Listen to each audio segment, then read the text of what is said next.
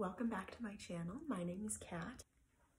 This is Signore Rex, and today we will be taking a little tour, well, the first part of the tour, through some of my older pieces in my art collection.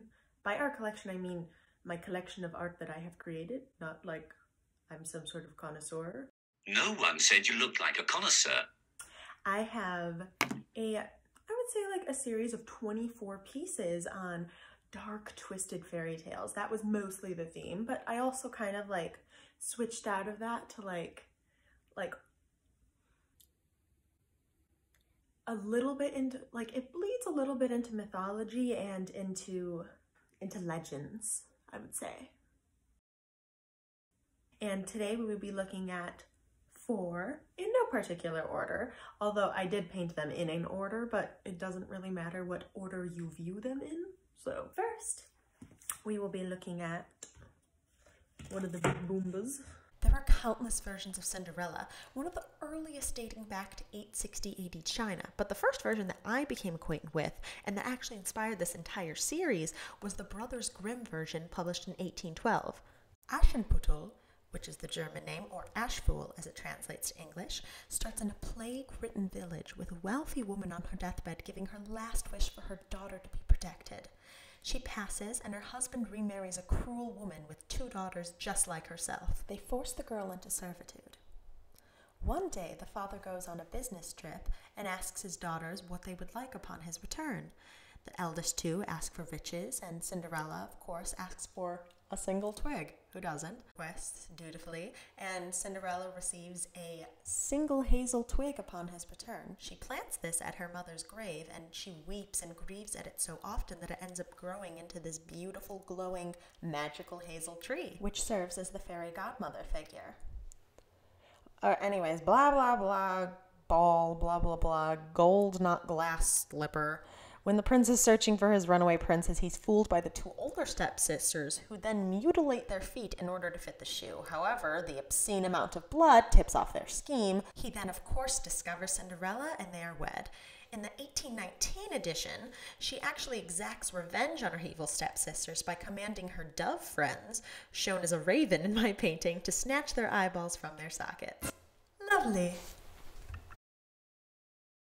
Next on our fairy tale list of despair, we will be visiting the 3 Army Surgeons, which is another Grimm's Brothers tale. And this centers around 3 traveling army surgeons that perform unnecessary surgery upon themselves in order to impress their innkeeper. One cuts off his hand, another cuts out his heart, and the third removes his very own eyes. They agree to store their organs in the inn's cupboard overnight and retire for the evening. In the dark of the night, a girl working in the inn retrieves a snack from the cupboard storing the surgeon's organs in order to feed her soldier lover. While the girl is gone, the cat steals the organs. The girl panics when she sees they are missing and tells her lover. He returns with a thief's hand, a pig's heart, and a cat's eyes. When the surgeons repair themselves, they discover that one of them is completely blind. One of them can't help but act like a pig, snorting in the dirt, and the last could not help but steal. So, returning to the original inn, they demanded their organs back, but instead got hush money. And then one of my personal favorites, The Moon. In a time before stars, there was a kingdom that lived in total darkness after the sun disappeared behind the mountains. 3 travelers ventured out to another kingdom and were astonished to see a glowing orb on top of an oak tree. They asked a nearby man, "What is that?" And he replied, "The moon. Our mayor bought it for us. He attends it, cleans it, refills the oil daily, and we pay him for it." When the man was out of sight, the 3 travelers agreed to steal this moon for their own kingdom. 3 becomes 4 because this is a big job, and they successfully steal the moon for their own kingdom. The foursome becomes devoted, lifelong caretakers of the moon. The eldest dies first, and to honor his dedication to it, a quarter of the moon is buried with his corpse. As time goes on, one by one, the caretakers succumb to old age, and each asks that his quarter of the moon is buried with him. Soon the kingdom is once again under total darkness. But in the underworld, reunited as whole, the moon rises for the dead and awakens them. Filled with new life, the entire underworld erupts into celebratory chaos, throwing such a ruckus that St. Peter himself came down to retrieve the moon and put the dead to rest. He placed it in the sky where it is today for safekeeping. All right, Tiru. Now continuing to our last painting, and coincidentally my favorite, the Vavel Dragon, or Smok Wawelski. Now this is actually where we breach into legend territory, which I do a few times in this concentration, but I digress. The oldest known telling of this is from the 13th century from Bishop of Kraków and historian of Poland, Vicente Kadłubek. The Vavel Dragon haunted the reign of King Krakus, also found as Grakus, and required weekly offerings of the city's precious cattle. Otherwise, the villagers would be eaten instead.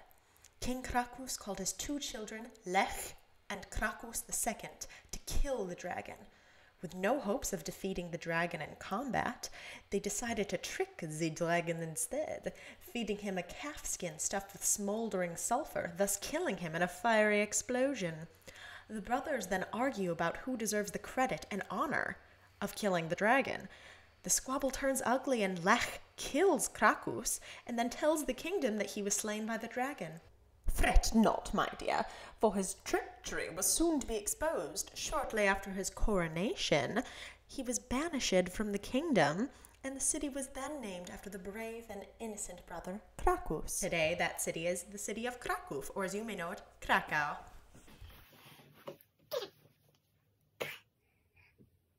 All right, and that's all the pieces that we're going to be looking at today. Like this video if you'd like a part 2. Part 2 is going to come either way because I have so many more paintings. So many more. You can expect a lot more videos like this on my channel, including some makeup tutorials, including this look, which will be coming up later this week on this channel. So stick around if you'd like to see that. Thanks for watching.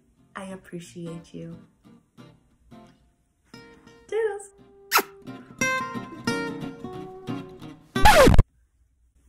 Now what?